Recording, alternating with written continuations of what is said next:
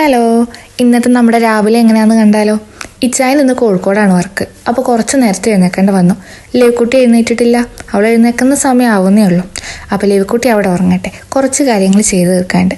എന്തായാലും രാവിലെ നേരത്തെ എഴുന്നേറ്റതല്ലേ, അപ്പോൾ ഒന്ന് പുറത്തൊക്കെ പോയി നോക്കാമെന്ന് വിചാരിച്ച് പുറത്തിറങ്ങിയതാണ്. അപ്പോൾ അത്ര രാവിലെ ഒന്നല്ല, വെളിച്ചം വന്നിട്ടുണ്ട്. റൂമിലിരുന്നപ്പോൾ വെളിച്ചമില്ലാത്തതുപോലെ തോന്നി.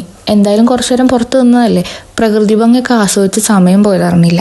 പിന്നെ ഇച്ചായന് പോകണ്ടേ, അപ്പോൾ എന്തെങ്കിലും കഴിക്കാൻ വേണ്ടി ഉണ്ടാക്കണം. അടുക്കളയിൽ പോയി നോക്കിയപ്പോൾ ഇന്നലത്തെ മാവ് നന്നായിട്ട് പൊങ്ങി വന്നിട്ടുണ്ട്. ഇതുപോലെ പൊങ്ങി വന്ന മാവ് കാണുമ്പോൾ ഒരു പ്രത്യേക സന്തോഷമല്ലേ.